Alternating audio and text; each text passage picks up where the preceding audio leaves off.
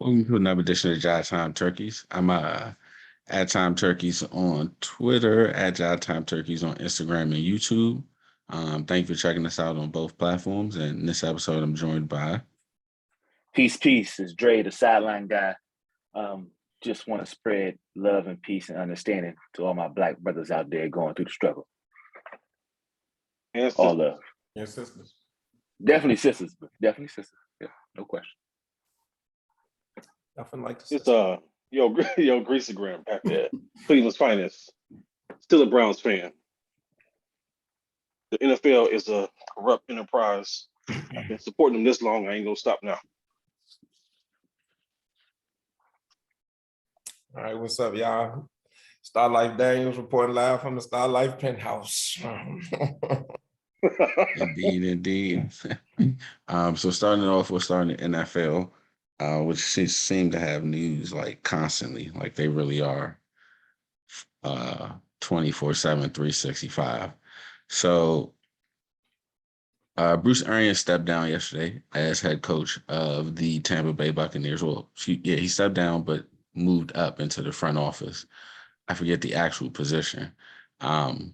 But his departure of head coach leaves a vacancy, which he sent directly to Todd Bowles. So now Todd Bowles is the new Tampa Bay Buccaneers coach. And as news broke of him retiring, and, there was interviews and quotes coming out, and he pretty much planned for this to be done at this time. So he planned, he specifically said, I was pretty good feeling I wasn't coming back to coach. And then once Tom Brady came back, it was probably should go. And the position to go in the front office. I mean, I see your skepticism. I'm going to throw it to you in a second, Greasy. But here's why I believe him. If he does have beef with Brady, so say he steps down, Brady never retires, Todd Bowles does not get that job at all.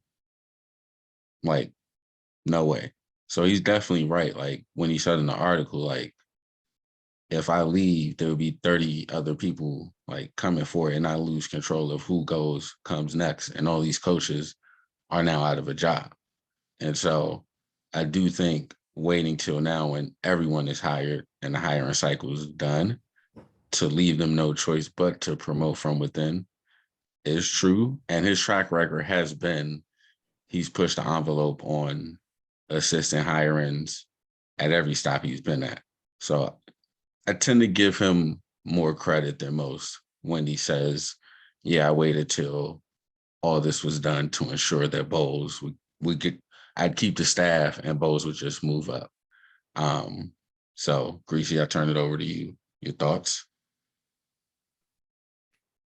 Both can be true. That can be true. And Tom can be like, yeah, I'm coming back on one condition. You go ahead and accelerate that plan. So gave him a little shout out the door, and shout out to Bruce and Magatom for keeping brothers employed and giving brothers a chance.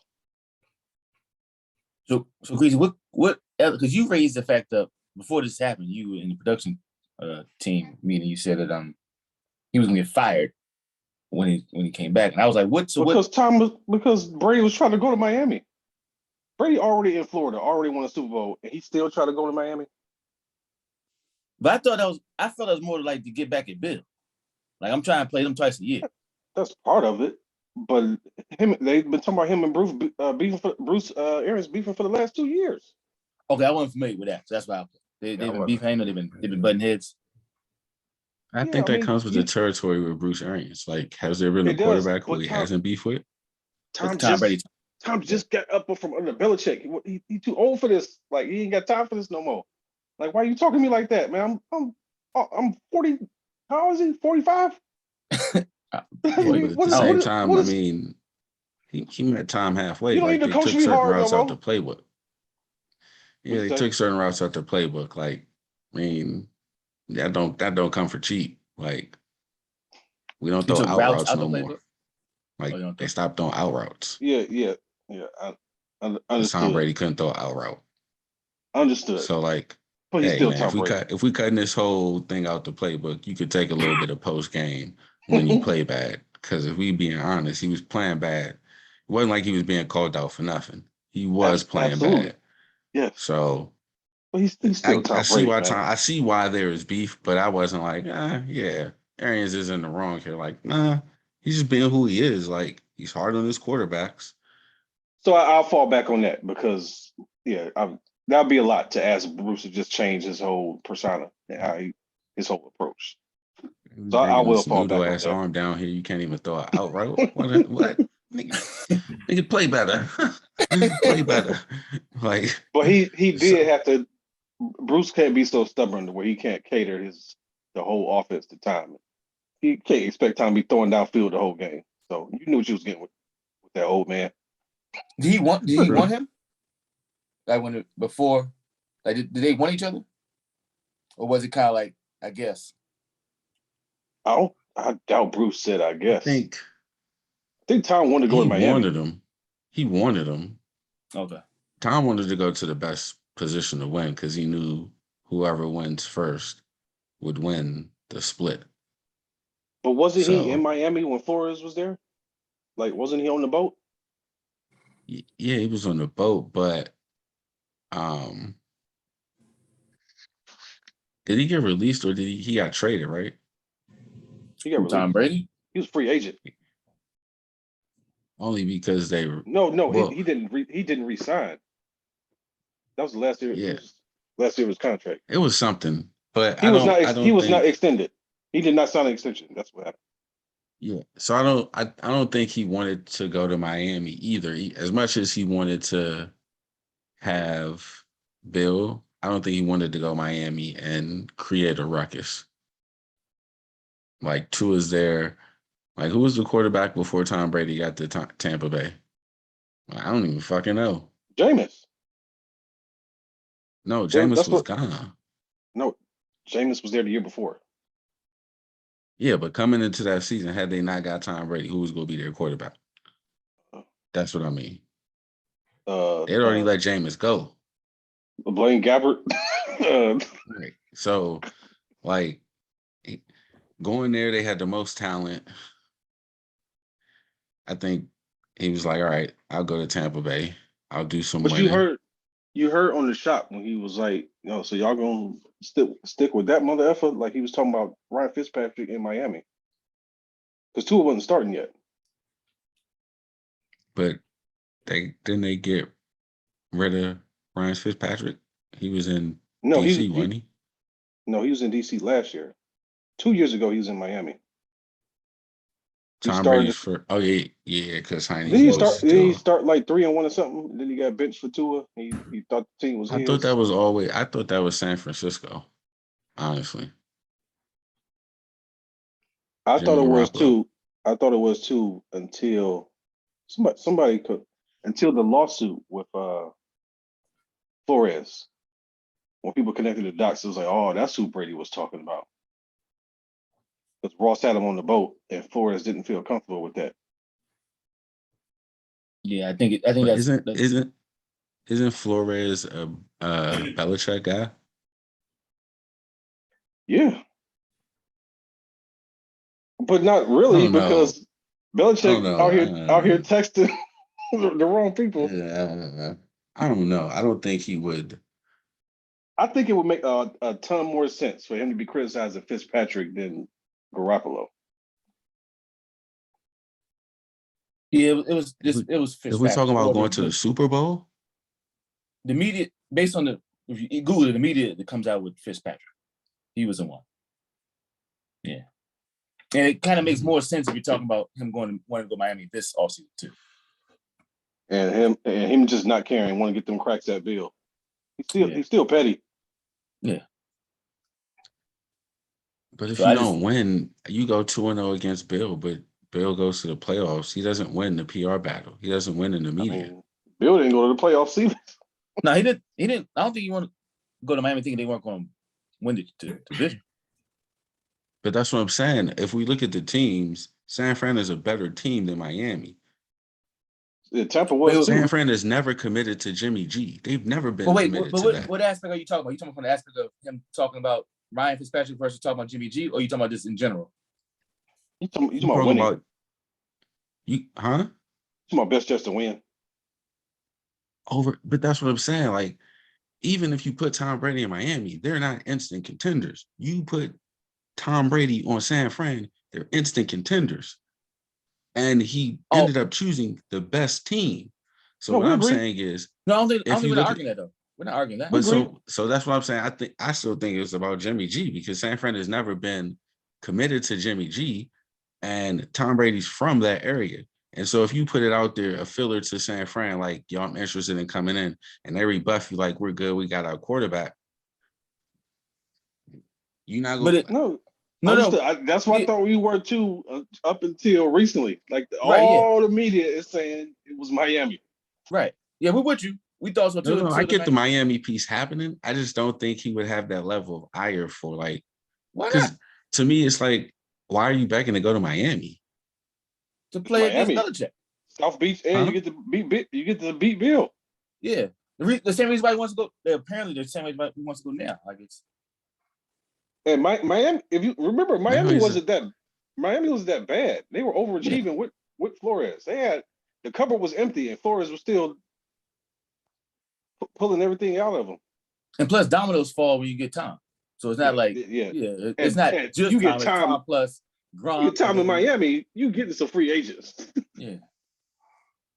no, I think we have enough time in Tampa to disprove that. They got got Gronk Leonard and AB. Fournette. They got Leonard Fournette. Yeah. So we want to count AB as a great free agent.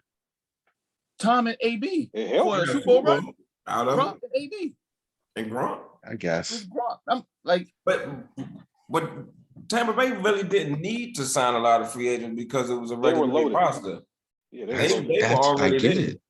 But that's what I'm saying. That's why I don't know. I get Miami was overachieving, but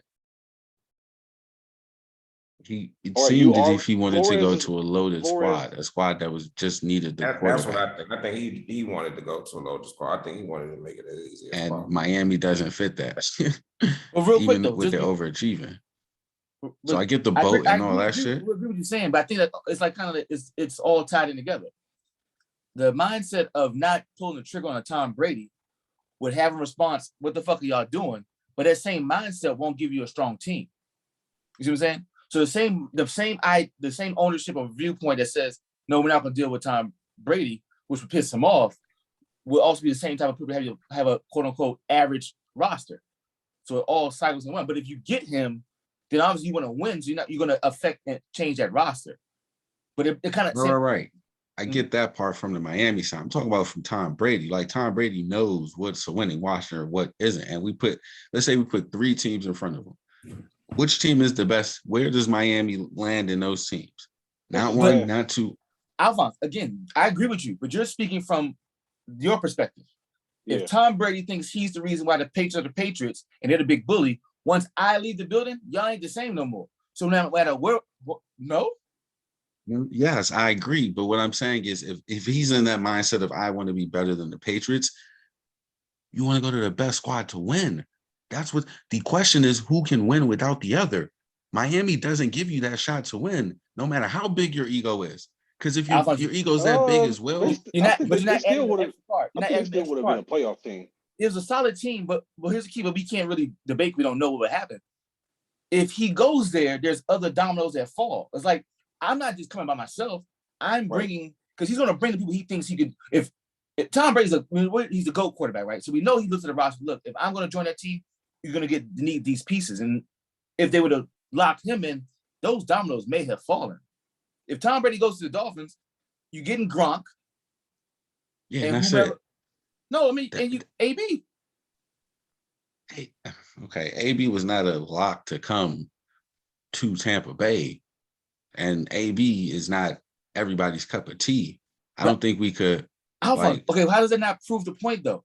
If we knew that him and Arians had issues and they managed to get him secure him for 2 seasons, he could go to Miami. If if he can leap that hurdle of Bruce Arians, he can go anywhere, really. Because if anywhere you think he wouldn't go would be the Steelers or Bruce Arians, right? Of 32 teams, they'll be in the top 5 of places he likely won't make it.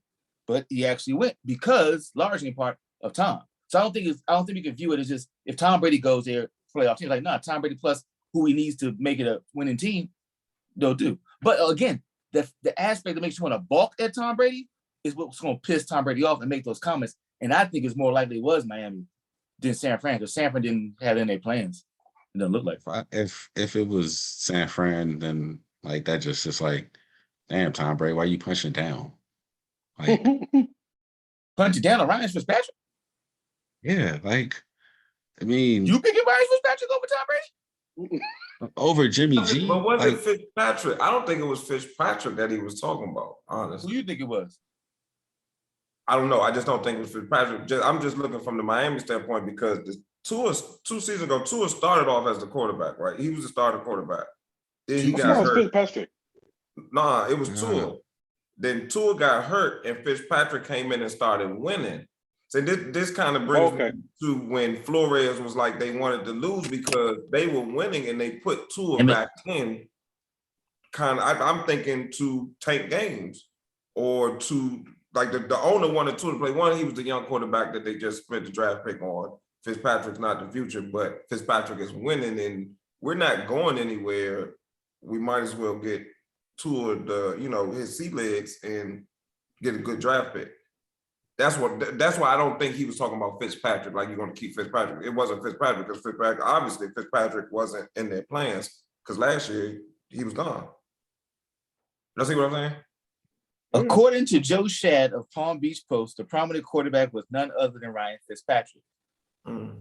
Yeah, but but Fitzpatrick didn't even finish the season. Did he finish the season? No. That's the whole. But again, what you're saying is true. And also speaks to why Tom Brady was pissed off. Like, why are you really going with this dude who's not going to finish the season? Like that's like I don't see how that cannot equal him saying this motherfucker. Wait, hold on. This is me. I just want to get the time frame right. He was saying this before last season. No, this was 2 seasons ago. So. Right before the Super Bowl season, before he signed in Tampa. Yeah. Yes. Yeah. Why would Fitzpatrick even be the topic of discussion? I don't get That's what I'm saying. He was the starting quarterback, y'all. No, I thought Tua started the season. Not 2 seasons ago. Yeah, 2 seasons ago. I thought Tua didn't start the season. I thought Tua started and then got hurt. Yeah, he kept coming off the bench. You're gonna find out. Yeah, because Fitzpatrick was coming in, and that's that Fitz magic, excuse me, when he was making all those plays and they started winning games because they weren't winning with Tua. And so here's my thing on it. Sorry, y'all. Tua's only had 2 seasons of play. Right. And he's 6 and 3. So he didn't play all the game. This season and the season before, which is the 2 seasons that Tom Brady's been in Tampa. But again, wait a minute, timeline. You sign free agencies first, right? Then you draft. No. Right? The free agents being signed now, right? Aren't free agents being signed right now? You start free agents first, yes. And then the draft is next month, in this month. So if in that position, Ryan Fitzpatrick is in your plans to start that season, you're like, you picking him versus me in the offseason? Okay, whatever. Then you draft homeboy, right? Didn't they trade up to get to her? Alphonse, just keep the steps. I don't remember. If you're talking to Tom Brady, he's like, yo, I want to come to join your team during the free agent period, which is before the draft. And you say, no, we're going to stick with Ryan Fitzpatrick and likely try to draft a quarterback, whatever. He's like, you really doing that shit versus me? The time-wise, it makes sense. I mean, if that's how it went, that makes sense. No. But to me, that doesn't make, to me, and this is why I look at Tom like, what are you doing? Because if they're thinking about drafting a quarterback, then that means they're not ready to win. Because you don't plan to win around a rookie quarterback. They didn't trade up. If Ricky, because I don't think they traded up either. I think they were in the top 5. I'm with you, Fonz, but that's when you have to go. That's when you're speaking. Okay, I'm listening. So my thing is, I mean, name me a time in history, like with any quarterback, with any situation, with any team, that their plan was to take a rookie quarterback and go win a Super Bowl. Tua went third. Yes, Oh. he went top like 5. fifth. He was top 5 because it was five. Burrow. It was He was Burrow. fifth. He was fifth. Okay, yeah, I'm with you. So he was I think fifth. Herbert went sixth. So if you are planning to take a QB top 5, and that's what you tell Tom Brady, then your team isn't good enough to win a Super Bowl with Tom Brady. I don't care how good he is. Again, that's no, Alphonse, I'm not saying your perspective is wrong. Alphonse, listen what I'm saying. I'm not saying your perspective But what wrong. I'm saying is Tom Brady's smart enough to see that. So that's why I think it is, again, that's why even what they're reporting, I still think it's Jimmy Garoppolo because the 49ers are way better, and that's a team who's never been. So if you're about to be a free agent and you're Tom Brady, yes, you're thinking, yes, for the good teams, I am going to put you over. And if you tell Tom Brady that they're going to stick with Jimmy G over him, you don't think that's not a reaction he would say? But okay, let's go. I agree. He could say that for Jimmy G. All right, here we go. Listen, what? My question is, if you didn't have the reporting, right, and I just presented that and said, who do you think he's talking about? Would you have picked? How long would it have taken you to get to Ryan Fitzpatrick? A lot. Without them telling you, Alphonse, we agree with that. We both Shannon said we all thought it was Jimmy G until the Brian Flores came out, the incident happened, and then communication came out, and they said no, it's actually, oh guys, it was Ryan Fitzpatrick the whole time. And now when I look at that assessment, let me ask you a question. Which one has the biggest chasm of talent where he would likely say that motherfucker? Is it someone like Jimmy G who's could be a starting quarterback and has taken at that time had taken a team to a Super Bowl, right? Mm-hmm. Versus someone like Ryan Fitzpatrick, who the three of us said, Olu, what the hell are you talking about last season? You got Ryan Fitzpatrick, it ain't gonna work. So the likelihood of Tom Brady making that type of statement about another quarterback in that brotherhood, to me, is more likely with Ryan Fitzpatrick than Jimmy G. That's all. And I'm not saying you're wrong at all. I'm just saying, but I feel you. Literally, if he, but talk, remember, Alphonse, you that stat, bro, about him and Troy Polamalu? Like, that's how good he is. Right. So, Real quick. I'm just saying that's how good he is. And I can imagine, I'm not saying it's true or false, but if I had to write a story, I can imagine that Tom Brady feels mighty fucking strong about his abilities. And he's like, yo, if I come to your town, we got a good chance. Granted, we ain't talking about the Lions, bro. We talking about the Dolphins. But it's not, you keep thinking like it's just Tom Brady. He's going to bring a cavalry. You don't get those because you got one hole to fill. You get those because you got multiple holes, and tight end is not the holes they got to fill.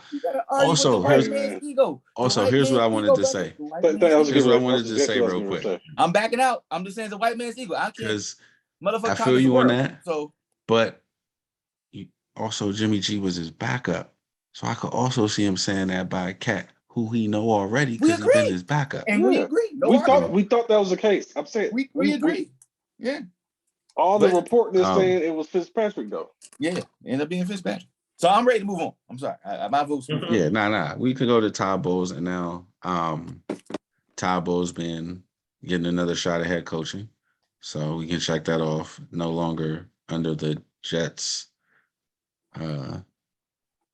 dismal franchise. So I actually think Tampa will probably win the division now. I mean, they had a sorry division anyway, but I think this kind of puts them in their drivers. Yeah, they're gonna walk New away Orleans. Oh, you said they are? Yeah. It's locked in. Locked and loaded. So yeah, I was having a conversation with a friend of mine. They don't think Tampa will win the Super Bowl in the next 2 years, and with that, it's going to hurt Leftwich's chances of being a head coach. You got to win the Super Bowl to be a head coach. And that's what I was kind of saying. They didn't win the Super Bowl last year because of the play calling or the coaches they lost because Tom Brady played bad. We're like, well, somebody's going to have to be the scapegoat. It's probably going to be Brian Left. Tom Brady and the defense played bad against the Rams. And my friends are watching this. If they see that these are the type of guys, they're just going to, they're even worse than the turkeys with conspiracy theories. I'm just like, y'all gotta relax. You know what I mean? We're not going to, Can I make a guess? Byron Leftwich is too bit of an offensive mind to not. Can you blame him? But I mean, but Exactly. then you could bring up the Eric Bieniemy, how he hasn't gotten a job. But I just think people don't want to hire Bieniemy because they just know that once Andy Reid is done, he's going to be the coach in Kansas City. And I think he goes into these interviews like, y'all could hire me, but my shit is set. So I'm gonna have Patrick Mahomes too. So like, Right. I don't, whatever. Get us to another brother. Pass Give us on me to some another money, you know. I mean, give me an offer that I can't refuse. And then Yeah. but I don't think Leftwich. Tampa Bay offense will have to be piss poor, right? Like bad for Leftwich just to not get a shot. And it wasn't on Left last year. Like he can scheme it all the way up, and Tom Brady, what he fumbled and threw an interception in that game. I mean, I don't even remember. The offense generally looked bad because he was missing people. Like it wasn't like, oh man, he's getting out schemed. Oh man, it was literally like, nah, the shit's there. Like you can see it because they didn't really change too much in the second half. Motherfuckers just started getting open, and like, and the Rams had him back in the game. That was another thing. Yeah. If you think about it, was against Green Bay. Tom blew that game. Was it? He threw 3 interceptions. The year they won a Super Bowl. So and if it wasn't for the defensive coordinator calling that damn man before halftime, they lose that game. I wouldn't even put that on the defensive coordinator. The brother just made a bad. That was just bad coverage. He just fell asleep and Tom. I mean, that's why you don't put somebody in man coverage. No, I get it. I totally get it. You got to take some. But that was like that. But even like with Jalen Ramsey, when he was talking about the play that he gave up to Mike Evans, he just fell asleep, and it just the shit happens. Like I get it, but he should have said the real thing. They ain't think the motherfucker could throw it that far. That's the real thing. He didn't want to say that shit, and I'm gonna use the name. He kind of hinted that he was like, I didn't think he was gonna throw it. Yeah. That's cold for it. I didn't think that motherfucker had the arm strength to get that shit out there. we can dog whistle too. Yeah, it's just you just but like a whole route. Tampa Bay everything would just have to completely fall apart. And the thing about it, it's still Tom Brady there, and we know as much as we want, like, okay, Leftwich is doing this. It's kind of like a 1A, 1B thing as far as who's the offensive coordinator, because Tom Brady's going to call his. I mean, you're going to tailor this shit around Tom Brady, and I think Leftwich is smart enough to do that. A little bit smarter than Arians. I mean, Arians eventually got hip to it after a while, but like Leftwich, like, okay, I know how this shit needs to work. So yeah, Tom, what do you want? Let's make it as comfortable for you as possible. So it's. I got a question though, because I like this. Okay, go ahead. So what's the fella saying? They saying what exactly? What are they saying? I'll make sure I'm the same. That they're not going to win the Super Bowl in the next 2 years. Okay. And because of that, that's going to hurt Byron Leftwich's chances at getting a head coaching position. All right, let's freeze that real quick. Shannon, you got a comment? Go say your comment. What's your piece? I think Leftwich is on the cusp. Because he was a finalist for the Jacksonville job. He basically had the job, but they didn't hit his disagreement with the GM. That's what it was. He didn't want to work under that GM. But to that point, he's not the only person that said that. Right. Like that's the whole thing about it. So like, I don't a different GM, he's the head coach of Jacksonville. All right. So they think that they won't win the Super Bowl in 2 years, and because of that, he won't get a job. I just have questions. So who got jobs? What Negroes got jobs this year? Let's go through that list if we can just. So McDaniel got a job. But real quick, so McDaniel got hired because they needed a check boxer, but couldn't go with what they wanted. So they got a fill-in. He's a fill-in. They got caught with the candy dish and they were trying to do the whole thing. We won't go there. Texans got a black Negro because of Miami situation, right? Let me know when we disagree. Do we disagree? Like it was largely in part because the next hire could be white man after they had just announced the Saints head coach or somebody had just got announced like, yo, y'all not reading the room? And they're like, yo, fuck that room. We want our cracker. So I think that's why Texas hired the brother, right? And that was in-house too. Like it was in-house. The Saints coach? The who? Texans? The Saints. I don't know. It's somebody. Saints is an in-house joint. Dennis Allen. Dennis Allen. The defense coordinator. Yeah. But the Texans got what's the brother's name? Lovie Smith. Lovie. So Lovie got a job. He was in-house. McDaniel got hired, and it's cool. Is there any other black coaches? Just the new one right now, Todd Bowles, right?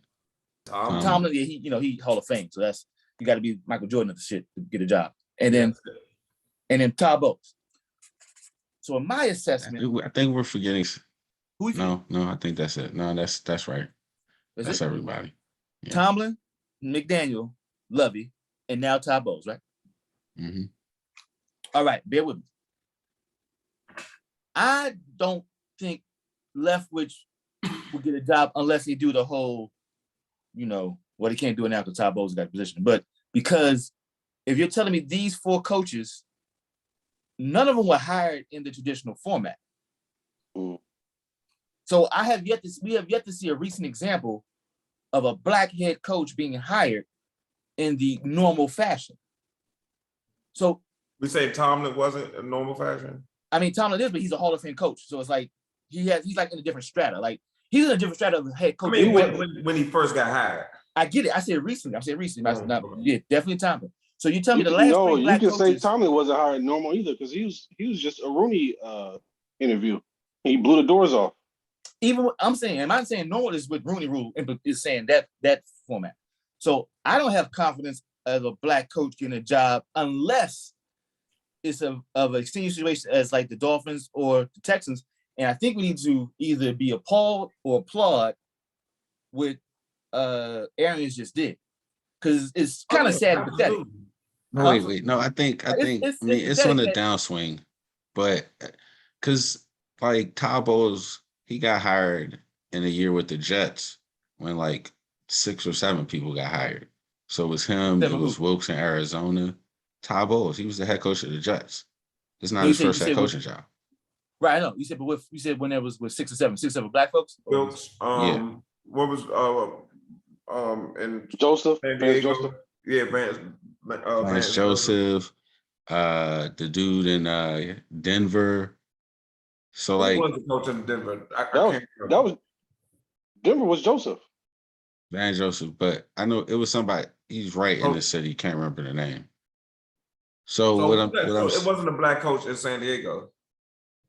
Yes, it was. Yeah, it was. The brother they kicked out when they moved to Anthony LA. Lynn. Yeah. Anthony Lynn. Okay. Yeah, Anthony Lynn. That's right. So what I'm saying is, yes, one, we should applaud Bruce Arians. 2, we should be appalled, but also keeping in mind, like keeping the pressure on, but also that like these things was like they go in a circle. Appalled at what? And so like in terms of we got to keep the pressure on because, and that's this partly why I was doing the Jordan Love thing. Like we as a public, if we don't have any outrage when these things were going on, it gives them the ammo to have years like this. Like nobody said anything when Steve Wilkes got fired largely. They out there in the Cardinals, but like, how the hell you fire a coach after 1 year? Right? He's black. And so, He's black. You said because he's black? Yeah. Right, but we didn't say anything about it. And we didn't really make an outrage then. They say, hey, man, that's fucked up on coaching. So now they can go back and say, we tried this and it didn't work without the context of like, yeah, motherfucker, it didn't work because of X, Y, and Z. But we as a public didn't put that pressure on. Because we sit here and talk about it on the show every week and we did. Because, that should have never come up. Yeah, I'm with you. But they just did the exact same thing. And we were being upset. Like they just did it with the Texans coach. He had 1 year. And we were kind of like, all right. Like, I mean, I get what you're saying, but there's a live example during the time. Come on, that's a little bit of nuance. Like that's a little bit different. Like that Texan situation is totally because when he was hired, he was. I'm listening. When the dude from Arizona was hired, he was not hired as a 1 year fill-in. When David Culley was hired, it was like, oh, okay, everyone was like, this is no more than 2 years. pretty sure we said that on this show that this is no more than 2 years. But that's what the majority but isn't that the truth of majority of the hires for black coaches? We assume it's on a year-to-year term basis. Like we don't never. Okay, we may assume that, but it's not spoken the way that was spoken. Like it's not like, yo, this should it's it was a universal thing, spoken and unspoken. What you're talking about with that is an unspoken, he on a year-to-year basis. And the framing of it is like a 4-year deal, 3-year deal, whatever. This was like, nah, this is a 1 year. We'll come back and see max 2. Like David Culley was never in their long-term plans. What I'm saying is most of the other hires are like, yeah, this is, we go see how this rock. Like we just doing the 5-year, but we plan for that 5 years. Whereas I feel like the David Culley thing was like, we just need somebody to get in here. Super janitor. Yeah, he was definitely super janitor. But most black, it's not really a debate, but most black coaches only get like 2-3 years. Like it's not really the 5-year program. Super janitor. Yeah, David Culley was super janitor. We get that. Yeah. I just all I'm saying is I just want us to, at the same time, we could be aware of things, right? If you want to be aware of things, the last 3 black coaches got them because of these random ass circumstances. So I don't really have faith in left, which I don't say I don't have faith. I don't want to give them credit for, oh yeah, he'll get the job within 2 years. It's like, where's that? Good. Leftwich, his profile is too high to be denied, in my opinion. I'm with you. I agree. Him being above average quarterback when he played, a good offensive coordinator, a Super Bowl winning offensive coordinator. Yep. And then I just the Tom Brady aroma is going to help him as well, I think. I'm with you. I just would be surprised they said when he walked, like you said, he has the right shoes, got the right pants, and got the Tom Brady cologne. I'm just saying when he walks through the door and they said we ain't taking niggas right now, I ain't gonna be surprised. That's all. Right. We reached our nigga. I think that's different. Yeah. That's all. I think that's different from saying we ain't taking you because you ain't win the Super Bowl. Yeah, that's the brother. Didn't win the Super Bowl. I don't think that. Yeah, I don't think that's bogus. Yeah. If you don't think they're gonna win the Super Bowl, okay. You don't think they're gonna win the Super Bowl. I don't think that's gonna hurt them. Nah, I just it have to be an absolute shit show for that to hurt them. Yeah, it's gotta be like, yeah, niggas is fighting on the sideline. Like this ain't the nigga hiring cycle. Sorry. Yeah. Try again next season. But yeah, I'm with you. Go on back down Tampa, boy. We call you when you're ready. We'll look you up next year. You'll be all right. Yeah. Now, for me personally, I'm not that confident Bieniemy's gonna get hired. He barely just got his job back. What do you mean barely got his job back? You mean barely got his job back? He wasn't under contract. His contract was done. He just got a new contract. New money though, right? Yeah, but what took so long? That should have been done. That man should have. Right, you know. We get to you. We got you. So you are even more. So you don't like. Do you think he'll get the Andy Reid, Bruce Arians? Andy Reid can. I mean, you can cite all his health issues and everything. That man can coach another 7 years. What is he sitting up under that man for that long for? I'm with you. I thought he hinted that he doesn't want to coach that much longer. Oh no, man. Yeah. People like that. People like Andy Reid. They stop coaching and then it's like they get real close to the end. I don't think so. He didn't. How many? Did he? He went straight from Philly to KC. Straight. Yeah. No break. No breaks. He had the that card you get. Go. You collect $200 and you just go straight to the spot. Community checks. Yeah. Okay. Who typically gets the blame in Kansas City? So they were saying Bieniemy gets blamed. I think Andy Reid gets the blame in Kansas City. He does. But he also. I just think first of all, Reid gets all the credit too, though. He gets a lot of credit too, though. He has enough cachet stored up that the blame doesn't hurt him as much. It doesn't hurt him at all, really. I mean, as far as he just wants to air it out, he doesn't he doesn't do ball control in Kansas City like he did in Philadelphia. I mean, I think that's the biggest knock on him. It's like that was his problem in Philadelphia. He would towards the end, he wouldn't run the ball. Towards the end. But that's when McCoy started to go downhill too, though. But I'm gonna say go downhill. He was starting to show signs of slowing down. Man, I'm sorry. He was getting hurt. McNabb was my favorite player in the NFL. He tried to separate McNabb's shoulder, like he wasn't gonna be able to throw. He was throwing so much. I'm like, man, y'all in the red zone. True. You will not run the ball for nothing. McNabb was leading the league in pass attempts by by a mile. Like the next person wasn't even close to him. I'm like, what is he? Is he trying to end McNabb's career? Like, what is he doing to him? I don't think the enemy gets the blame. I don't think he gets any of the blame. Like, I don't think he gets any credit either. Not saying, well, he has to because he wouldn't be doing I think he gets credit. He wasn't getting credit. I think when we think of the Chiefs' innovative offense, I think we see Eric Bieniemy's footprints on it. Yeah, I don't think it's just an Andy Reid. It's very different from Philadelphia. Andy Reid calls the plays, though, right? Yes, he does call the plays, and that's why I say you can't put the blame on Bieniemy because he's not calling the plays. Andy Reid's calling the plays, and that's kind of how it was in Tampa, wasn't it? What I'm saying with Arians and Leftwich.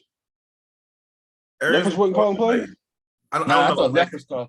I thought Leftwich was called the plays. Leftwich was calling the plays. Okay, all right, okay. Yeah, I think that's why he can step away now because it's like Todd Bowles, does defense. He still got the same thing off. That's why I definitely applaud Bruce Arians. It just makes the most sense. Like the shit makes sense.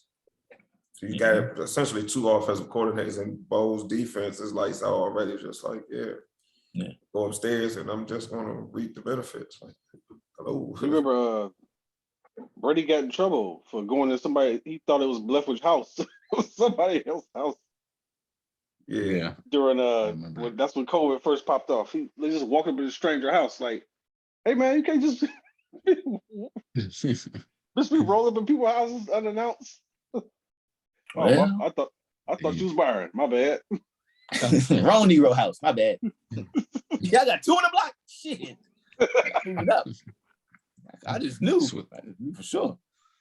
When the shit hits the fan here in Washington and Snyder gets out, they kick him out and Rivera retires. Bring left home. You know what I'm saying? Stadium gonna be back over RFK by then. Let's get it cracking. Ooh, my man got high hopes. I'm telling you. By RFK. Big dream, baby. They better hurry up. I thought the stadium was gonna be in Woodbridge. They better hurry up because they getting ready start rebuilding over RFK for shit for the kids. Once they start doing that. Well, that's federal land anyway. That's gonna be too much red tape. There's gonna be too much shit around there. That's not no matter what Muriel tries to do on her way out, that shit ain't happening. On the way out? What you heard? She ain't running again? She not gonna win again. I ain't got her winning again. You too unpopular? You sure? I think the vote gonna be too split. Yeah, it's That's gonna how be she gonna win. It'll be too split. You should lose to a Republican or like a Democrat. Somebody gonna have to get behind somebody gonna bow out. I don't think so. What's the I don't think so, bro. Robert White. It's Robert White, right? Robert White.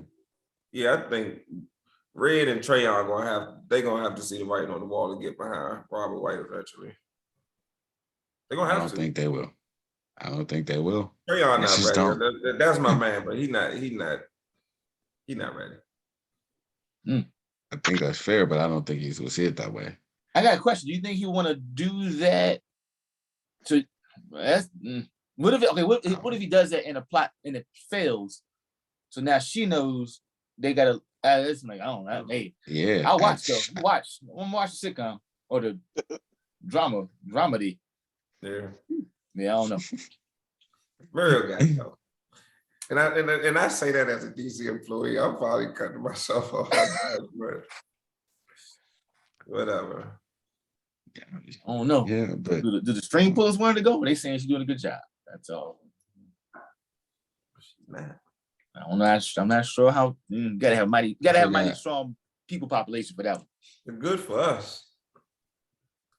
The that's employees. what I would say. So, real They quick, good for our constituents. That's what I'm saying. And I I ain't know. even one who no was the more. last mayor? I'm a Who was the measly. last mayor that was good for us? Good for us? Maybe Pratt? Barry? Fuck no, not Pratt. Hell no. Hell Yeah, no. I definitely not proud. Fuck no. So I went very. Gray? I don't know. Them Gray and Fenty years, I wasn't in town, so I. Fenty, maybe Fenty. What do you mean? Like, is it trying or execution? Trying, Fenty. Completion would be more like Barry. In terms of like getting it done. Yeah, I mean execution. The biggest pimp of all is goddamn Williams. Ooh, man. Get in, Let's get out. go, That's an OG classic. He was like, yeah, set up these contracts. Yeah, I only need one term. I'm good. Y'all got it. Like, wait, the accountant did what? Yeah. Like, these niggas ain't approved my fucking ideas. I'll be mayor. Stamp. Daya Lynch, the city is yours, baby. My kickbacks can be sent at this location in the Southwest. Anyway, sorry. Yeah, sorry about that. Real quick. But we can switch over to the NBA. Definitely some good basketball tonight. We had the Bucks and the Nets. Bruh. I was riding half for a while. The Clippers was winning and the Nets, and both of them jokers lost in overtime. Like, God damn, man. I mean, the Nets. Man, I ain't even jinx them. I ain't even say nothing about it. Yeah, I mean, that was good because the Clippers definitely they came back from 25 down against the Jazz. I watched that. I was a Clippers fan that night. I really just hate I don't hate the Jazz. I hate Rudy Gobert. Let me be clear. So anytime he's on the court, I instantly hope that he loses. Plays for the Jazz, so collateral damage. But I wanted to start off with who we think's going to win that top seed in the East. It's like 4 or 5 teams within like a game of that top spot. It changes daily. I think Monday or Tuesday, the Celtics were the #1 seed. I think now maybe the Bucks or the Sixers are the #1 seed. I don't know. The Heat are up there. The Heat are up there. And Doc called out James Harden too. Sort of kind of. What do you say? Doc made the Sixers lost tonight to the Pistons. The Pistons. Ooh. And they 4th right now. Doc said, hold on, let me get it. By the way, we got to get a brother King Kong Consciousness on the show. He was questioning James Harden too on his post on Instagram. He said, "What's going on with my Sixers?" He said, "Why Harden ain't shaking and baking like he should be?" I was like, "Okay, brother Umar." There was more James than them talking about the bench. He didn't blame the bench. Wow. It was more James Harden. But I think the Bucks gonna win the East. I would on Sunday I would have said the Celtics, but Robert Williams tearing his meniscus, that hurts the Celtics a lot. And the Heat, he beat the Celtics last night. Wait a minute, I'm sorry. Who tore their meniscus? Robert Williams. Oh, they got him off their brother with guns. But I think he'll be back. If they make it the second round, he'll be back. They got him at 4 to 6 weeks, and they're saying more closer to 4 weeks he'll be back. That put him in the second round if they make it the second round. Which I don't think they shouldn't have a problem making it to the second round. But yeah, the Heat. Who knows what's going on with the Heat? They won against the Celtics the other night, but I mean, it wasn't the full-strength Celtics, and that was their first win in 6 games, I think. Dropped like 5 straight before that. And, they arguing with each other, whatnot on the bench. They won 2 straight though. They did win 10. They beat Toronto. Did they beat Toronto? They beat the Kings. They beat the Kings. Yeah, that was the first match. Like, I mean, like the Kings is, well, yeah, that's a get right game, but Yeah, look like it was Yeah. right. I think it's the Bucks. I think after tonight, that's gotta propel the Bucks. Middleton didn't play. Middleton played tonight. So Middleton got ejected He got ejected. Yeah, That's ejected. because What he quarter do you know? flagrant 2, fourth quarter, 5 minutes left. Okay. But even still, I'm still encouraged if I'm the Nets because the Bucks got like every call. Damn. Kevin Durant Everything went right. shot 3 free throws. Wait, they only gave him 2 for that? In overtime? Wait, which Kevin shot Durant you shot talking 3 about? free throws the whole game. Wait. Let me You check looked that at the out. box score and that was it? Let me Because I check know he that. shot 3 free throws in overtime to put him up. That's what it was. And if you're telling me those are the only 3 free throws he shot, then I'm Yeah. correct. No, I can't be right there. He was No. He was Yeah, he went 3 for 3 for the whole game. Yeah, that's fucking nuts. yeah. That makes. I mean, That's that really nuts. makes no sense. But That's nuts. Well, I mean, here's what I'll say. If anybody other than Giannis shows up for the Bucks, like Middleton or Drew Holiday, then yeah, they're coming out the East because Giannis, he's in a different world right now. Like he's on a different level. My man hit a step back 3 to send the game into overtime. Then hit like 4 clutch free throws in overtime. Right? He shot 19. Missed a couple. Oh, he got the Mario. Missed a couple. Star. And then after KD hit the 3 free throws to put the Nets up 2, he went straight to the rack, got fouled, and nailed the 2 free throws. And that's how they won the game. Wow. And this is after, in the last game, he blocked Joel Embiid to win the game.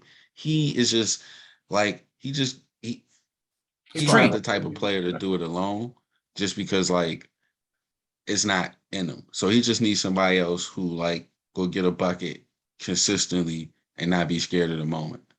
But like, I mean, we'll see. What they gotta do though, they can't. KD can't guard him the whole game. KD can't guard him at all. Out of him. I'm glad you said that, Alphonse. God damn, she was thinking it. KD can't guard him at all. You put him on something. He can't the whole game. But KD, if Ben Simmons come back, then no, he wouldn't have to guard him at all. And here's why I'm not for putting KD on him. Because putting KD on him, you open KD up to getting fouls. Putting somebody else on him and having KD in the vicinity, you allow KD to use his length to come out and help, which decreases the chance of fouls, but still provides the defense. And then makes Giannis a passer. But like, then you can play around with that. Like you can, a lot of different things. For me, it's straight up one-on-one. Like Giannis will see that and just go at him. And 9 times out of 10, the ref is going to give Giannis the call. And so like I saw it in the game tonight, like on the foul, KD wasn't guarding him. He came over and got the block, but the foul was called on Claxton, who did foul him. But like if Claxton just goes straight up, KD gets a block and they win the game. So for me, it's not like this what you got Bruce Brown for, to be irritant. Like, you're not going to stop him, but slow him down, make him work for it. Claxton, you got 6 fouls. Andre Drummond, you get out here and run around for a bit. Like, yeah, he totally lost you for that 3. I mean, Giannis hitting a step back, but you got to get your ass in shape because you got to chase him around until Ben Simmons come back. But really, like, KD, save that for the last 2 minutes. And then if KD got 4 fouls to use in the last 2 minutes, then that's cool. We don't have to worry about sitting them. But I just think during the game, like the same thing with him guarding Embiid. It worked when they went into Philly and they bust their ass. But like I think over the course of a series, KD's going to get in foul trouble way more trying to guard those 2. And Milwaukee might put Giannis on KD, but Philly's definitely not putting Embiid on KD. personnel wise or not, they still just not going to do it because he's too important to their offense. And I think Brooklyn should employ the same mindset. I don't think the Sixers can beat the Nets. They just don't have enough. I don't think the Sixers have enough to win the East. Honestly. First of all, I think the Sixers had a better chance of winning the East with the team they had before the trade and just trying to get Ben Simmons back in the fold. I think they cut their nose off to spite their face by trading him, and they gave up too much. And Harden's already showing signs of not giving a fuck, and we didn't even got to the playoffs. So I'm just sitting here like, I'm gonna have to go back and get that video. What's he doing or not doing? And cut that. I mean, he's just a lazy player now. Washed. Does Harden feel like his extension is like already in the bag? Like he, just like Morey's gonna pay him regardless. He's still James Harden. I mean, somebody gonna pay him. Like he just plays when he wants to. Like that's weird. How old is he? Harden? Like 32? 31, going on 32. Like you just can't be handing out no 4-year, $200 million contract. Going on 33. August. What you say, Greasy? So you just can't just max that man out. He lazy. He 33. Who can't max him out? Well, who's going to mean? Huh? But who will want contender. to? Oh, contender probably came out.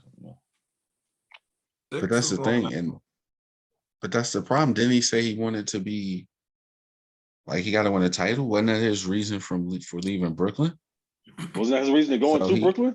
He can't go to fucking Sacramento or nowhere. He can't go to some to get the max from them. You got to go. He won't though. I mean, I'm assuming he'll go to if he's not going to stay with the Sixers. He's going to go to a team that has a chance to get max money. I don't think he'll go to a bum team to get max money. He'll go to I don't think he's going to give max money if he has to leave Philly. If he has to leave Philly, he's not getting max money. I mean, like what team realistically can sign him or would sign him that would have the money to sign him? I don't know. Teams get itchy. They be like, that's still James Harden. Just saying. Nah, we got 3 teams that he done build out on. I don't think that would have the money to give max give a max deal. Sign him, yes, to a max deal. Gotcha. Which is why I don't understand. Spurs. I know how to. Spurs definitely ain't doing that shit. Not with no Pop there. Hell no. Not even with a Pop. Will Pop around. They ain't doing that shit. Like, it's just he'll call from that. That could really do it. Sacramento. It would have to be Sacramento. It would have to be. Oh, the irony if he ended up in Sacramento. That shit would be hilarious. I think I would just laugh every time someone say James Harden. I just start laughing.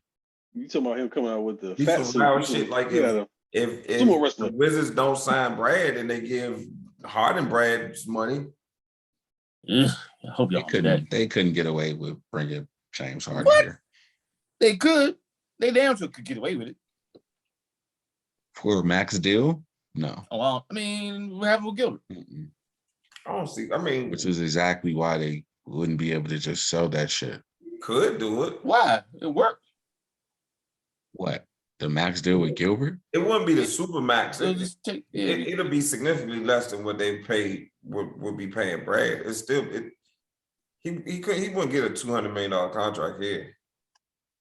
It would have to be. I don't think he would get the max. I don't think he would get the max. That's what I'm saying. If he left Philly, how he plays going down the stretch this year too. That team like look. Right, but if Philly lets him go, that means he played terribly because Daryl Morey's there. And so if that's what I'm saying. Daryl he hits the market, that means you just played terribly and you sold to the locker room so bad that Morey can't even be like, yo, Doc, he could come back, right? No, they like, nope. Doc and Embiid will have to sign off on it. So, yeah, Doc actually, man, yeah, he might actually end up in fucking DC now. I say that. I mean, like, I signed a trade for Bradley Beal. Hard to fathom. It's not. I can see it happening if Brad decides to walk. Yeah. And they all just we try and sell tickets. Harden, Yep.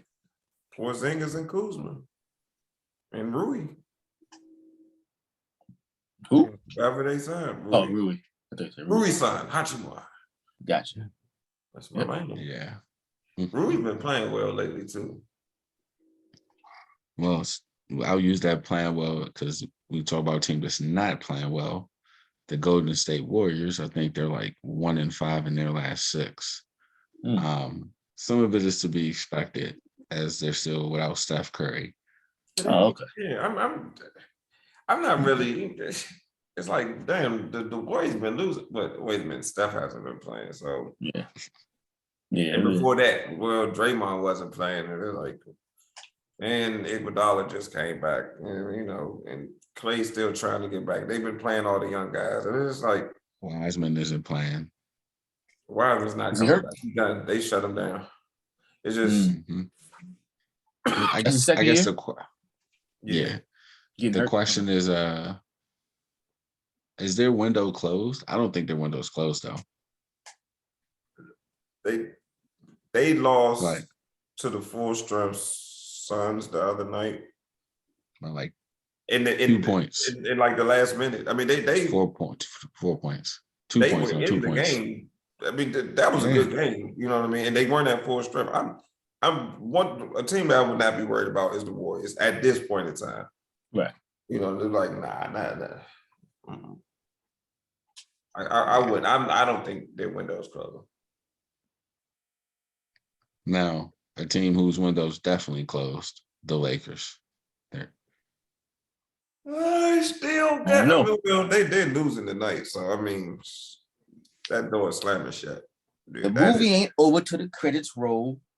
And then and I mean, if it's one team, we just have to until they're covered in dirt and the casket has been lowered and they ain't no Undertaker type team. Them, they're no Undertaker type team. They're not sitting up in the casket, man.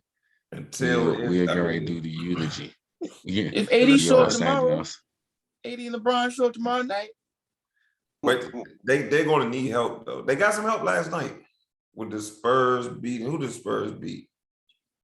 No, the Spurs lost last night. Spurs need to lose. They lost. Who did they lose on the layup? The Grizzlies. They lost to the Grizzlies. Spurs missed it. Pop drew a fucking banging ass play. Got the center a layup off the inbounds, wide the fuck open. Nigga just rimmed it out. They're gonna lose that momentum tonight because they're down by 14 going in the fourth quarter. The Spurs or the Lakers? The Lakers. I mean, ain't nobody playing though. You know what I'm saying?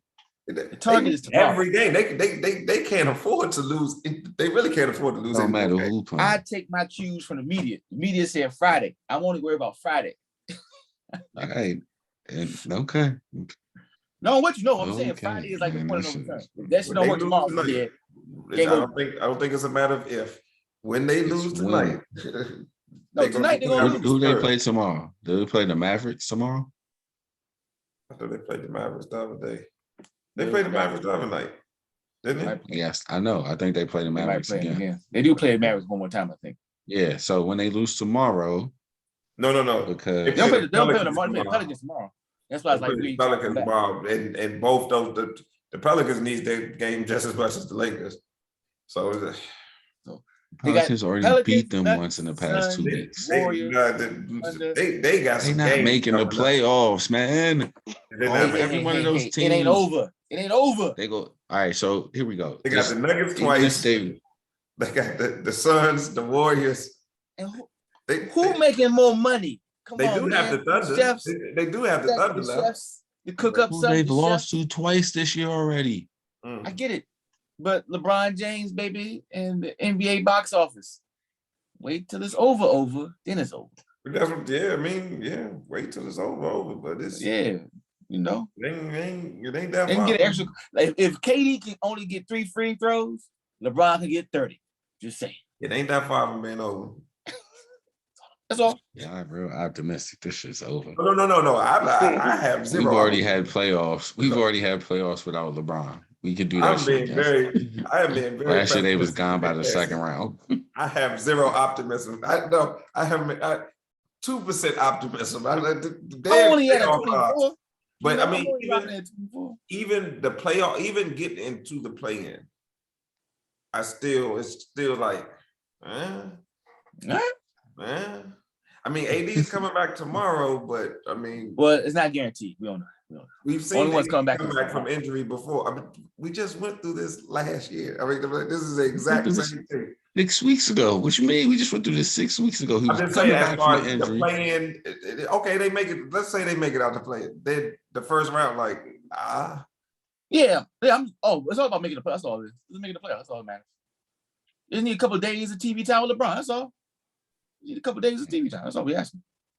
LeBron probably want to start his barbershops season early this year. He got some guests lined up. He'll do first. I'll do a first round, and that's it for me. That nigga trying to drink some wine, man. Yeah, I think he out. I don't blame him. This is Yeah, trade him in the offseason. Trade who? AD. Nobody's taking that. Right now, they be playing the Timberwolves in the play-in. The first game, okay, beat the Timberwolves, and then the Clippers or the Pelicans. Wait, huh? No, they play the Pelicans. Wait, the Pelicans are 8th now? Nah. Pelicans are 9th. I know 7 plays. Lakers. 7 doesn't play 10? 7 plays 8. 7 plays 8. Okay, yeah. And 9 plays 9 10. plays 10? 9 plays 10, and then the winner. And then the winner plays the loser of the other. I thought it was like the regular playoffs, but it's okay. All right. It's 7 like plays. win? Yeah. If you're in the 9 or 10 spot, yeah. 2 playoff games. Yeah. Okay. Oh, that's what's up. The first year was last year with that shit? Those will be their playoff games. Oh, that's what's up. You get to 2 games. Oh. Hopefully. Okay. That makes sense too. That's good. That's what's up. Either way, if they make it to the first round, they gonna get slaughtered by the Suns. And not even in a flashy way, we just gonna be watching the game, and the Suns just will come down, hit a bucket, play defense, come down, hit a bucket. We gonna be what? They're gonna be just some lunch pills. They're just the Suns are just too deep for them. Yeah. Too young, too deep. That's all that matters. Too well coached. We watching the game because we watch all the games. Exactly. I'm not arguing. I'm just saying that's all they care about. As long as you watch, your first part was all they care about. We watch the game. I'm not really watching. I didn't really watch the game last year. Not all 4 of them. Oh, the Lakers. You definitely watched the first came couple. on too late. That game when LeBron left the court early, that's like this shit is over. There's no need to watch no more of this shit. Right. Yeah, when LeBron that was like game 2. That was like game 2, wasn't it? It was game 3. Are you gonna help my point or not? You only watching because LeBron's it, and I'm saying that's what go. No, that's not the reason. That's the reason that you're watching it. I'm not watching. You just said it. You just rewind back 15 seconds when Olu said when he went out the game, I was like, ain't no point in watching this. You said that, but my words. Oh no. He meant the series because that meant the series. I meant the series. I'm not watching. Exactly, I know. You watch up until when he stops playing. You don't watch no. Ain't no point watching. I agree. There was 3 more games in the series. It just wasn't no need to watch it. This exactly, because you was a foregone. I'm with you. I'm not. It's a foregone conclusion now. Wait. But the argument here is we know it's a foregone conclusion now. We don't have to watch any games to see it. And what has been my thing? You don't know yet though until it's over. Now we fucking know. No. Yeah, that's what you don't know. We know already. We already know. All right. It is over. But then now moving into March Madness. So before we get to the Final Four, I don't know about y'all, but man, that Elite 8, the Saturday and Sunday games last week, that shit was the wackest I've seen in a long time, if not ever. There was not a close game in sight.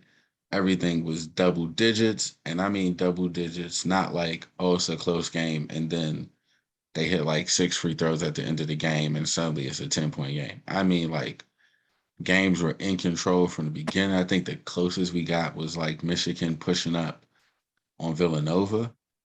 But other than that, man, it was whew. It was bad. And so yeah. Before we go into anything else, thoughts on that?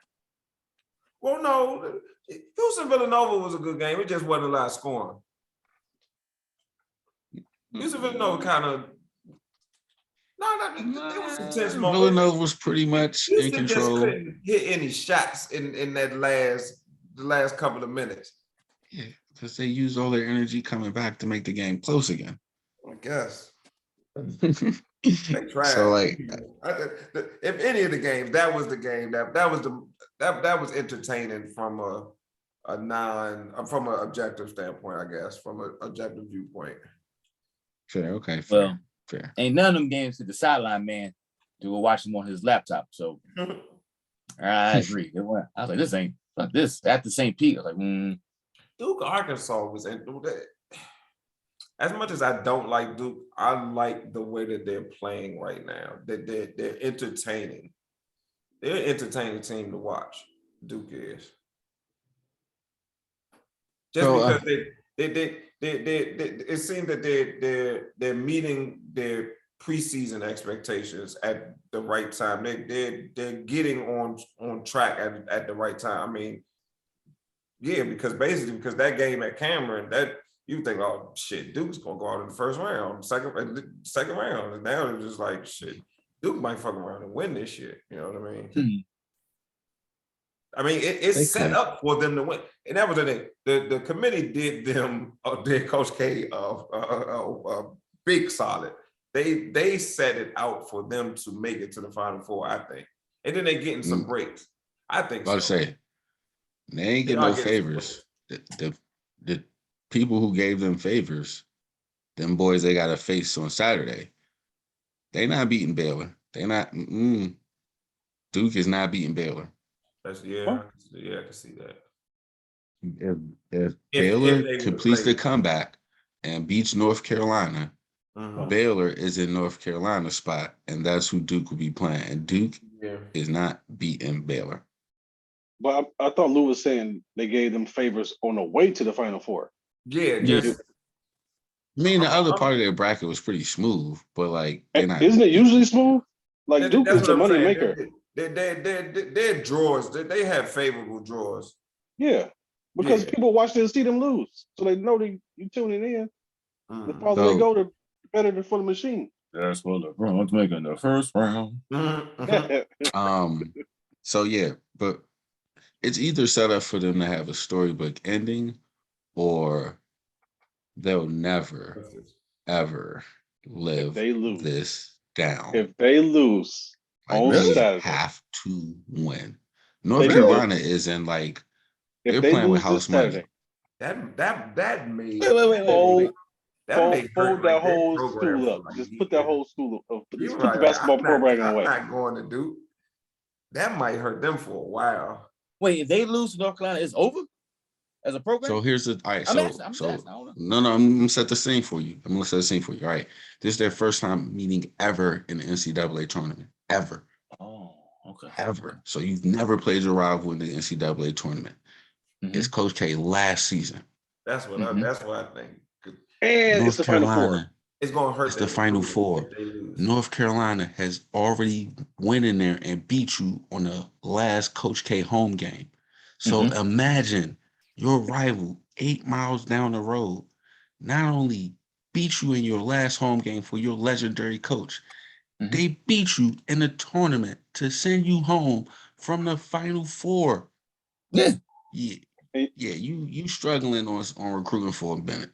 On the GOAT's last game? And you got John Shire coming in as the new coach. Like John who? Yeah. Exactly. Right. Exactly. Not Kyler Parker. Gotcha. Exactly. Like that's just that. And so like stringy blonde hair. that was not a good. He was not a good player. But he was on the wall in the game theory segment about Duke. He was one of those unremarkable white men. He was on that wall. Okay. So yeah, it's gonna be a lot of pressure on those kids from Duke, North Carolina, playing with house money. Like nobody expected us to be here. You know, we already got our bragging rights for the season. last home game. Hey, how was Coach K's last home game, guys? Ooh. Oh, we beat you in the Final Four. All right, cool. And the Duke players, Our coach not retiring. They have to play well too for like draft stock. Paulo, he'd probably be all right, but like Wendell, no, I keep wanting to call him Wendell Carter, but Wendell, what's the junior? Wendell Moore.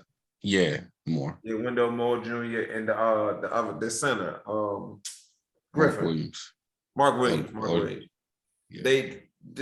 This game is going to determine them being lottery picks, high lottery picks or not, or but where they go in the think, lottery. But that's the thing. Like, from what I've seen, North Carolina does a better job of incorporating Baycock offensively than Duke does Williams. And then I think thus, like, I also think just during this run, like having to go against Baylor and withstand everything that happened in that game has, I think, prepared them for the Duke big man. And so I think this game's going to come down to guards. And I think the North Carolina guards have a point to prove. And so I don't know, man. Right now I'm leaning towards North Carolina. Like, but they said, man, they said that shit down there is a madhouse. That shit's been a madhouse since the moment the North Carolina game ended on Sunday. They said this shit's not been a peaceful night since.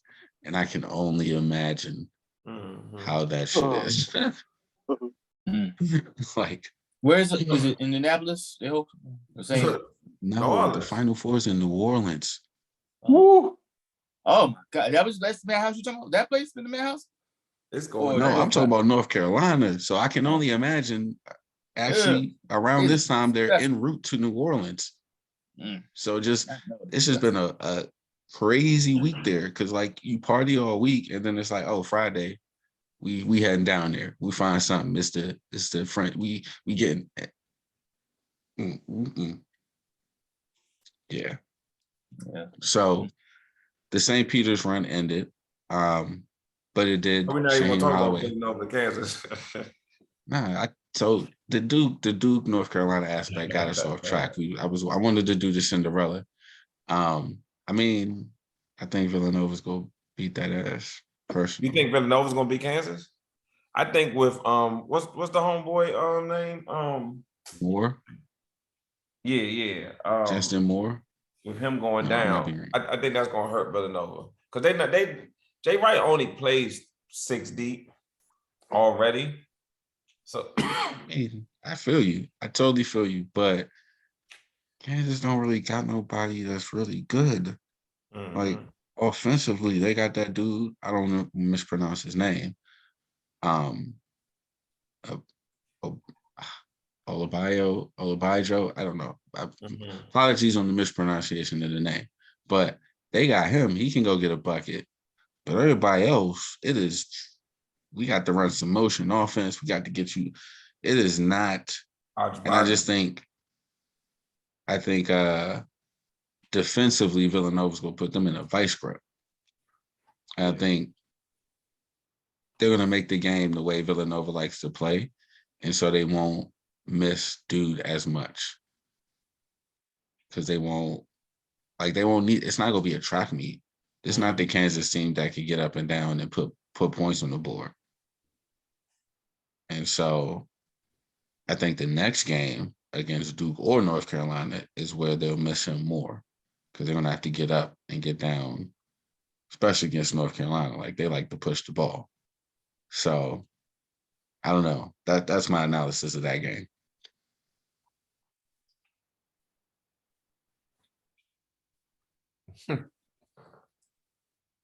I just wanted that, I didn't want to skip right over, Okay, fair. Yeah, so Cinderella's story ended. St. Peter's lost in the game that wasn't particularly close. Nerves got them at the beginning, and then by the time they finally settled in, they was down like 15. And then they went into halftime, came back out a little cold, and then they looked up and they was down close to 30, and that was that. So like, but Shaheem Holloway is the new head coach at Seton Hall. He got a 6-year deal to go to Seton Hall. One thing I didn't know is that the AD that hired him at St. Peter's is also the AD at Seton Hall right now. So that made me feel a little bit better about like him getting a fair shake as a coach there. Because it's not just like use his contract. Yeah, because it's not just like an AD who's being pressured to hire him because the hometown hero is having a good thing. It's like, nah, that is happening, but I also know him. Like I also know him because I hired him myself already. So we're good either way. Which got us to thinking, what's your best or favorite Cinderella team from any sport? I have a couple. I think the one I'm going to lean on the most. Hold on, I got it. It's like I see the story right in my head. So if anyone else is ready, you guys can go first while I think of mine really quickly. Oh, yeah. I can go. Damn, that hurt. Yeah. It's too hard for me to think of any. I don't know if it's my favorite, but I think my most impressive is 07 New York Giants. Because I kept waiting. I was like, man, Eli Manning is not this good. Like, why is he playing lights out like the whole playoffs? Like, I'm waiting. He looked like Peyton Manning in the regular season. I was like, when is the real Eli Manning gonna show up? And he just kept playing good over and over. I was like, they went to Green Bay. I was like, ain't no way they beating Green Bay in Green Bay. This is not happening. This team is not that good. They barely made the playoffs. I was like, who wants to watch I was like, Green Bay is the only team that got a shot to beat the Patriots. Patriots is undefeated that year. Ain't no way in hell the Giants is about to beat the Patriots in the Super Bowl. Then we get to the Super Bowl. I'm like, I don't even know what the point of watching this is, other than Tom Brady. Tom Brady just talks so much. Like Tom Brady don't even talk trash, but he even talked trash. Like I think Plaxico Bird said it was going to beat him 17-14 or something like that. Unexpected. And Brady got mad. Was like, we're only going to score 14 points. I was like, oh, Tom Terrific got something to say. I think I'm gonna tune in. He just gave Strahan and that NASCAR defensive line some bulletin board material, and it worked. And David Tyree got a ball stuck in his head after Eli Manning shit attack him like wasn't called down. Donovan McNabb. No, he wasn't called down. He should have been down. Don't get me started on that shit. I don't know. That game shouldn't have been that close in the first place. Like, doesn't matter. What happened? What happened to Randy Moss? I figured after that last game of the season that it was going to be a good Super Bowl game. I think the Giants, because they played them close, but it was a shootout. But just the way that they played them, they didn't back down from them. Patriots wanted the game, and the Giants played them well. I mean, they lost, but it's like, okay, we kind of like, okay, we're gonna see you again, and yeah, all right, good game. We'll see you again. We'll see you a little bit down the road. That's how I felt going into that Super Bowl when the Giants made it. I just remember I don't think Tom Brady ever got hit more in his life than he did in that game. He was on his back the whole game. I was mad for Randy Moss, but yeah, I definitely didn't want the Patriots. So I had to tip my hat. I was like, man, Eli didn't mess this up. I was waiting for him to. He never did.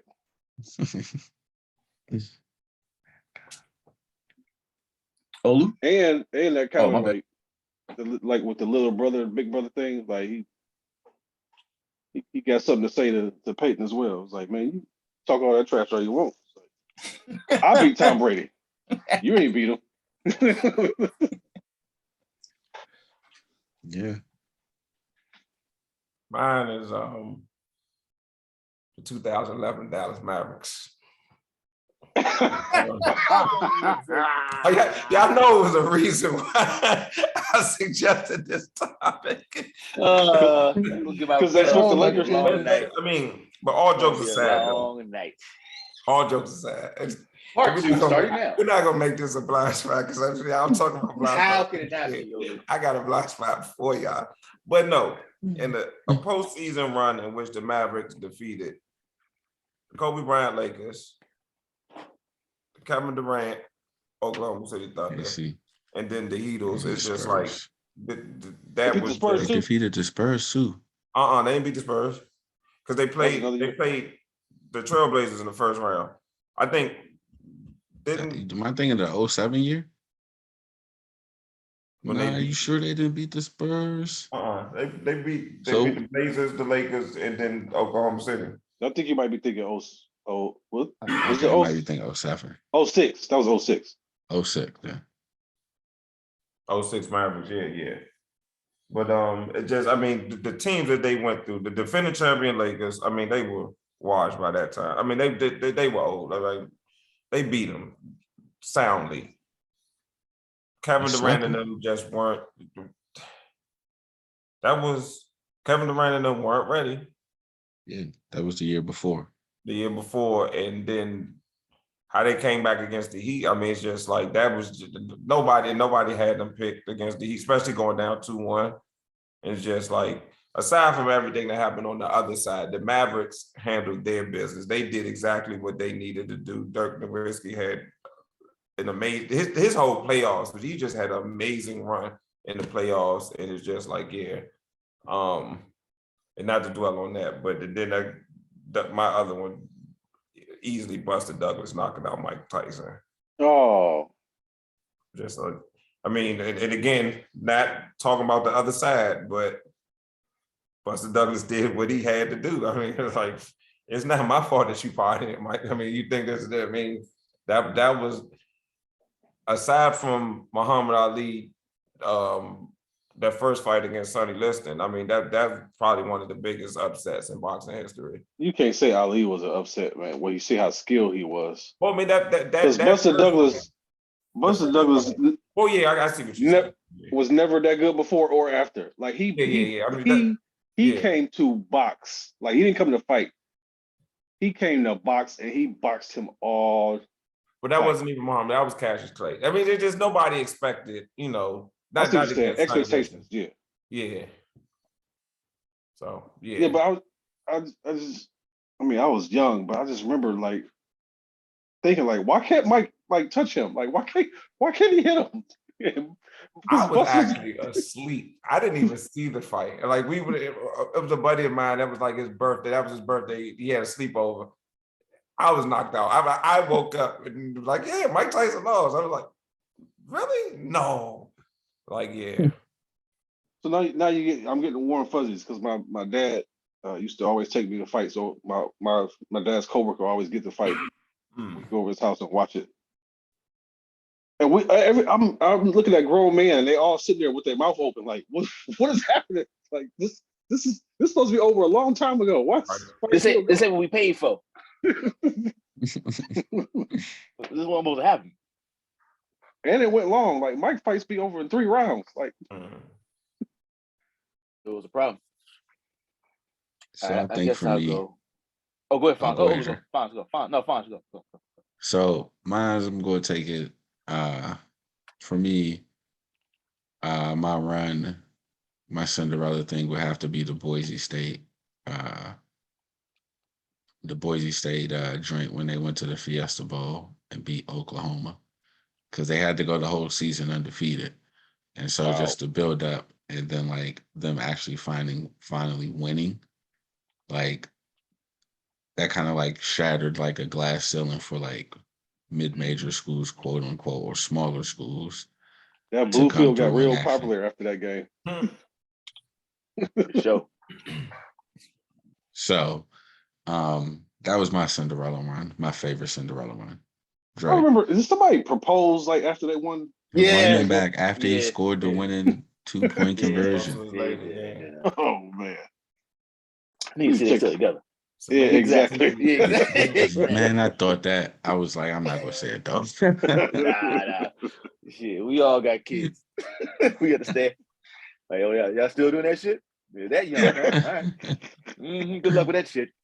So I'm glad. I think it might have been Lou when you said it doesn't have to be instantly. Cause I wasn't even thinking this till we brought it up. In 1996, I was in the throes of being a tennis player. I wasn't on the pro trajectory, but just actively, being good at the sport at least. And in 1996, Malavi Washington somehow got his way to the Wimbledon finals. Now, we ain't gonna talk about the Wimbledon final score. It was more of him getting there. But I do, and I'm glad we had this moment. I didn't completely forget it, but it was, how I am. It was locked in the back. And I said, oh, Malavi. And I looked it up. And I just remember the energy. I can't tell you plays or whatever, but being a player of the sport, doing tournaments and all this stuff, it was kind of like, is this really happening, really? Because especially then, and it probably is now, if you're in a tennis camp, play tennis, and you Black, you're going to meet these people. Like we saw Venus Arena when they used to come visit with the bees, and we saw them, and it was like, oh, the younger one, oh, she the nice one. The other one's cool, but watch out for the little one. And then I've had a tennis instruction from Malavi Washington as he does his tour. So like you can see our Black heroes, Lori McNeil, there's a host of others that you got to see and touch because it's quote unquote a rarity. So to see that brother in the all white in the finals of Wimbledon, I just remember that energy. Like again, I can't not gonna lie, like yeah, I remember the backhand shot he hit. Nah, I just remember saying, oh shit, we here, right? And it was like one unlocking. And the unfortunate thing is he was in a like he was getting better. Like, Australia Open was in the quarterfinals the year before. He was going up, and then brother got a knee injury. And you get a knee injury in the 90s, it ain't the same as you get it right now. So he retired soon after. But Malavi Washington's Wimbledon run, 96 was, especially 96. You gotta think that's Summer Olympics. Like we black. You know what I'm saying? Like we like it's just like we. You know what I'm saying? Like that's a lot of energy. Yeah, okay, that was definitely. So that's 96 was special. Yep. Okay. Come on, I got two more honorable mentions. Like George Mason's run in 2006 and NCAA's making all the Final Four. Being a hometown team, winning 2 games here at MC, that was MCI Center, whatever it was, Verizon Center, it was Verizon then in 2006. And then having played actually pick up ball against Tony Shin, it's just like, yeah, definitely George Mason. And VCU's run, I can't remember what year it was, but being from the first 14 to a Final Four team, and it's like, yeah. Hey, what year was that? Because it was during our year at Howard. Did Hampton win a game in the tournament one year? I remember being at Cook Hall. So it's 2000. What did Hampton do in 2000? Yeah, they did 2001. 2001. They won a game? I don't know. But I remember us being happy for them at Howard. I think they did win a game. Let me look it up. I know Norfolk State won a game, but that was in 2011. That was more recent, yeah. Yeah, that was 2011. They played against Iowa State. And they won. They shocked Iowa State. They beat Iowa State. Yeah. 2001. I remember that. 2001, March 15th. Yeah. Because I remember like, oh shit. Like, fuck that. We root for them. Elation. That's all. So. Yeah. Nah, because I was in the athletic dorm though. So like we was all just amped for the MEACs and general to see them got there. So yeah. I rooted more for Norfolk State than I did for Hampton. Of course. But, and actually, it was kind of like when they won, like, oh shit, they won. So then I remember that time, and then they kept the Hampton band to play throughout the tournament or something. Oh yeah, okay, yeah, I do remember that now. Yeah. Yeah, I think that was the energy. Yeah. My today's self was like, yo, fuck that. You ain't. Well, they paid them, so that's cool. I don't want to be singing and dancing, but I digress. Stick around, play for us. So who do we got winning it all on the men's side? I mean, I got North Carolina. I got bad feelings it'll be Duke. I got bad feelings. If Duke get past to what they play Saturday, yeah, they get past North Carolina. I'm gonna go with storybook. I'm gonna go Duke. Yeah, it might be. I don't know why. They set it up for You know him. why? You know why? Come on, brother. Come on, brother.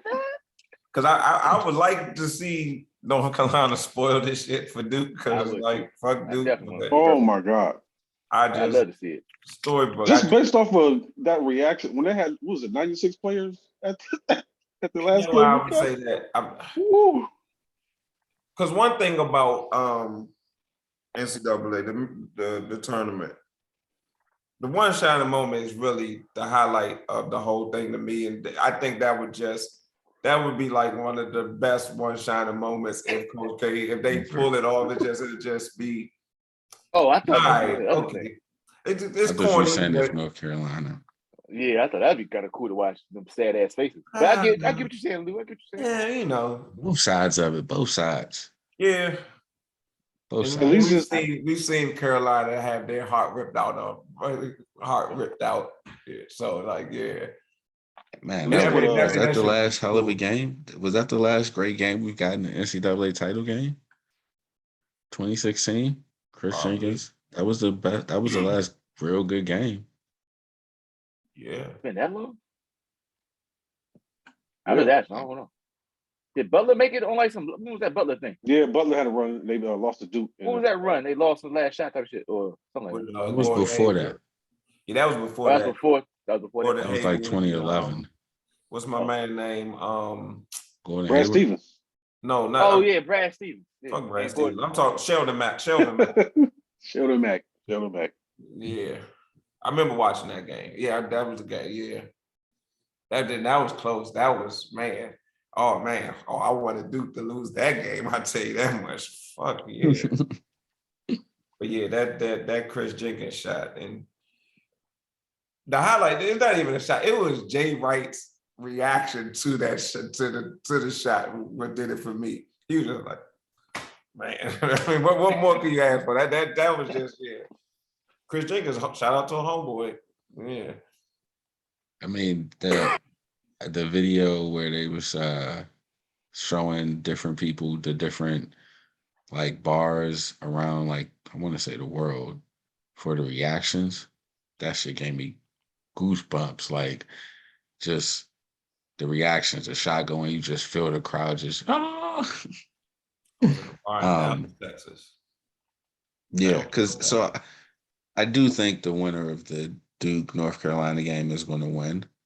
Some people have said like for North Carolina, like this is their revenge tour. They get to knock out Duke and then either get to beat Villanova or when Chris Jenkins hit the shot against them or Kansas, like the whole Roy Williams angle.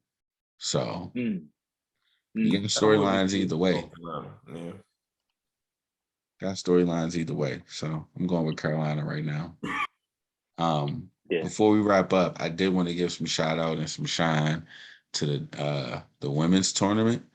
I don't know if y'all been watching that, but man, they've been balling. So their Elite Eight was the complete opposite of the men's Elite Eight. Like good games galore.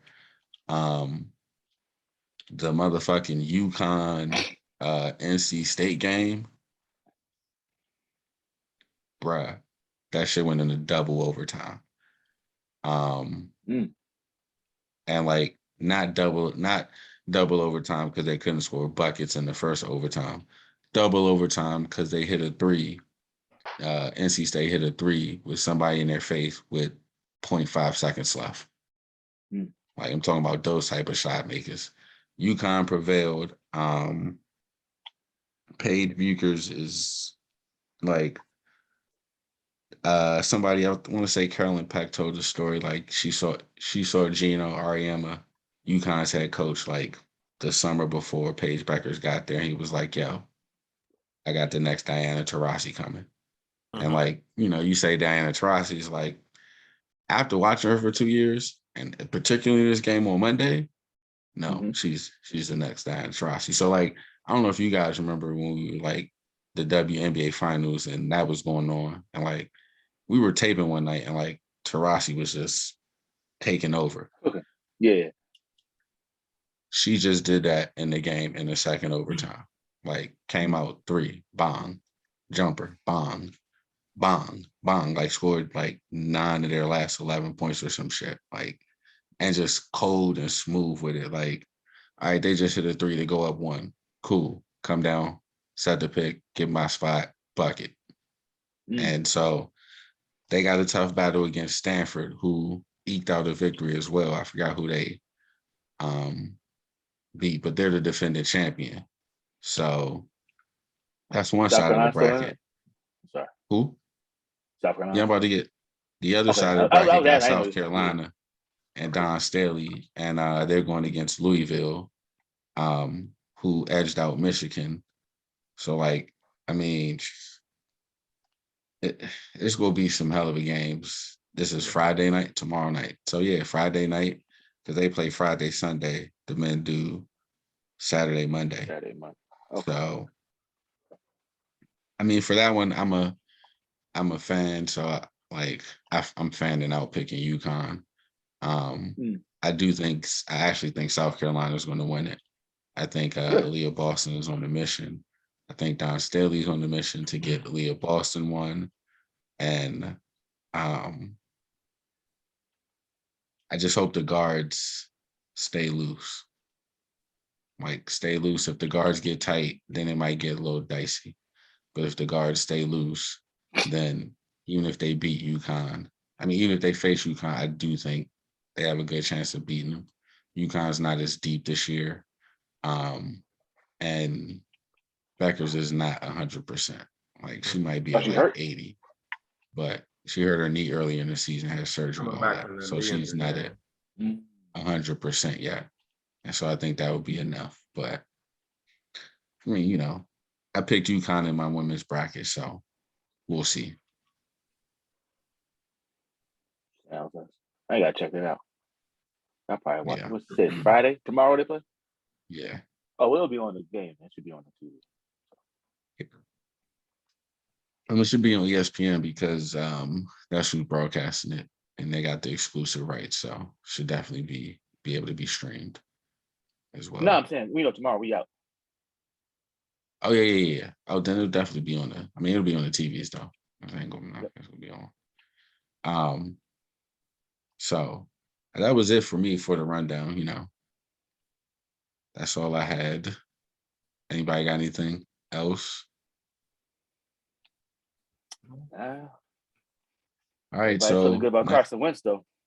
So we can talk about him if you want. No, I ain't gonna say. No, the media. I'm saying the media's warming up to him. Everybody warming up to it. Again, I got all some this things stuff. to say about that goddamn Jim Irsay. We want to keep talking down on Daniel Snyder.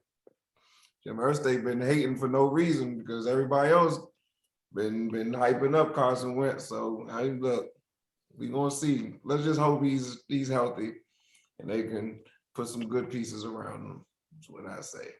Come on, Jim Irsay. Hope he's healthy. Fuck Jim Irsay. Hope he don't have a bunch of pills and 20,000 cash in his car. Yeah, he can go get his high and as drunk as he wants. Pusher man. I could care less. Man. Oh man.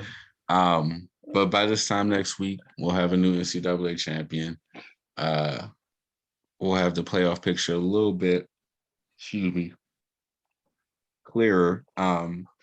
And so we'll see, where that leads us. Rally cap. And then based upon NFL. Just so we know. Just so we know. We said that was gonna happen. Like, oh yeah, well, first of all, if they don't, somebody's still holding out. They gotta beat the Pelicans. If they don't beat the Pelicans, they going winless. Like, and so I don't know who the Spurs play down the stretch, but